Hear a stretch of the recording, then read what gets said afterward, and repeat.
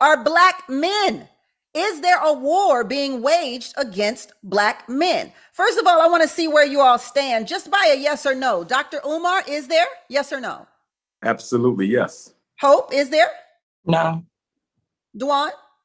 Absolutely, yes. Cynthia G, where are you on this? The only war is the war that black men are waging against the black community. Some truth to it, but I think that truth is also evident in black women.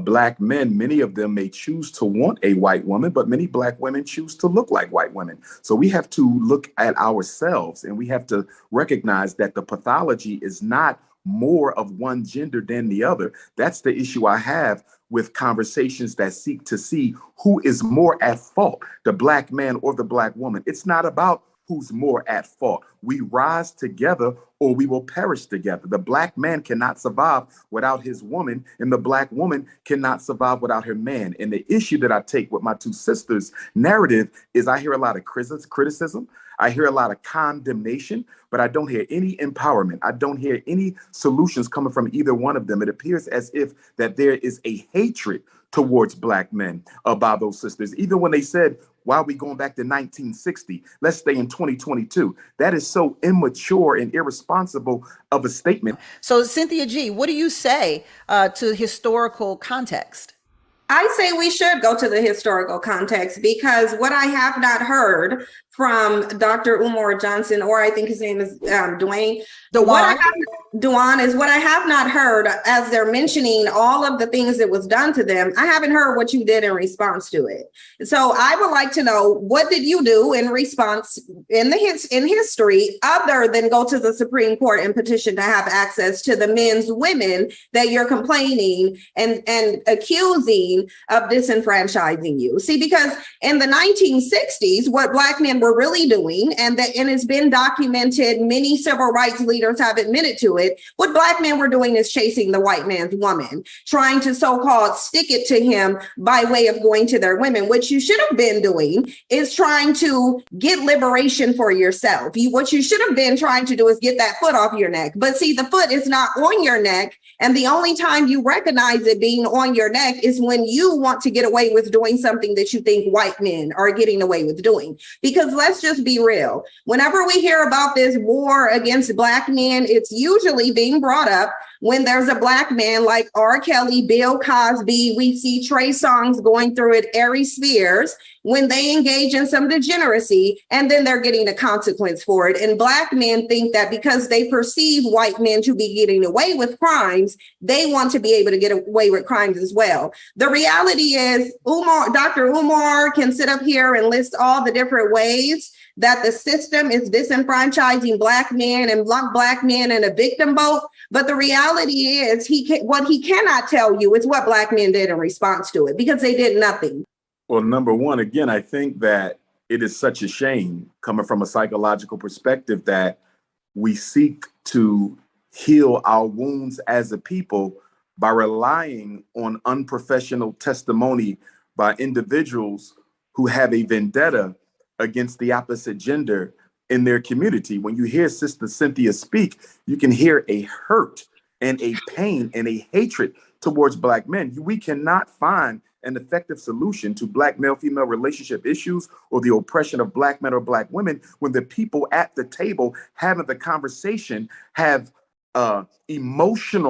negative emotional and pathological interests in the conversation that are not. Umar, the question wasn't about my emotional state. The question was, what did black men do in response to their disenfranchisement? Yeah, because you're trying to pathologize my emotional state, not knowing that I'm a psychologist too. But what you're not doing is telling us what black men did. I believe he'll get there, Dr. Umar. May I finish? Dr. Umar. And I'll end it quickly, Sister Tammi. According to Mrs. Cynthia G, Dr. King was assassinated because he was doing nothing.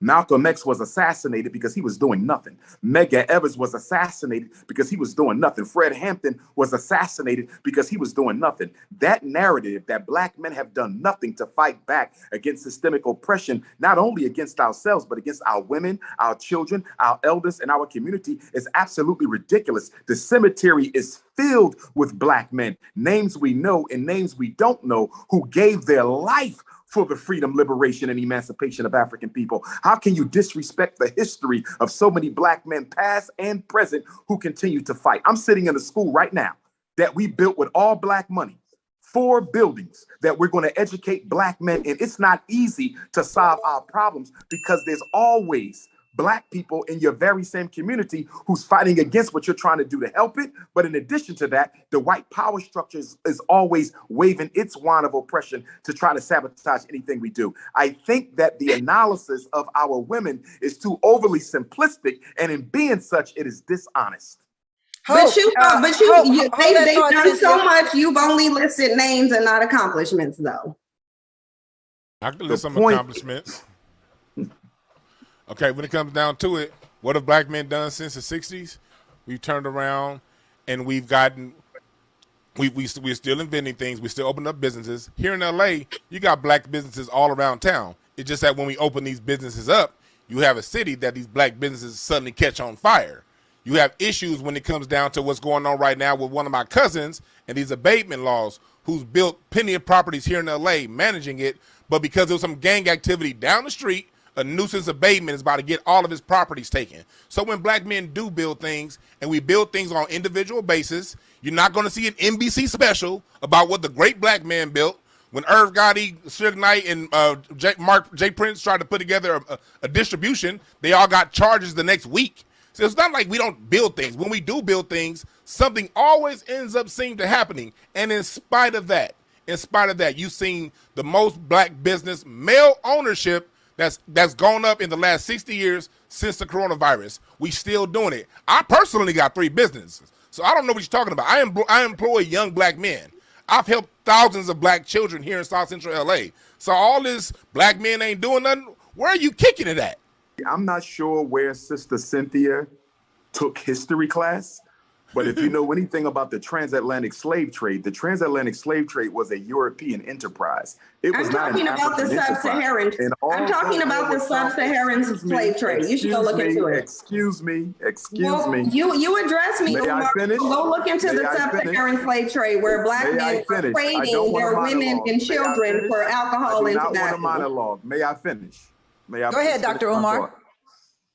The transatlantic slave trade was a European enterprise. It was not an African enterprise. Although there were some chiefs who participated in it, by no means did they control the direction and extension of the transatlantic slave trade. So that's number one. Number two, Black men resisted enslavement, not only on the shores of Africa, but right here in America. We celebrate Nat Turner, Denmark Vesey, Gabriel Prosser. There's literally hundreds of documented attempts by African men to liberate not only themselves, but their women and their children. So to act like we just sat there and we're complicit in our own oppression is absolutely ridiculous. The other point I want to clarify for your information, Cynthia G, you've never, ever heard me condemn the civil rights movement. The good Reverend Dr. Martin Luther King Jr. is a hero of mine. And despite me being a Pan-African nationalist, I take issue with other Black nationalists who do want to dismiss Dr. King's accomplishment. The civil rights movement was necessary because it removed a psychological scar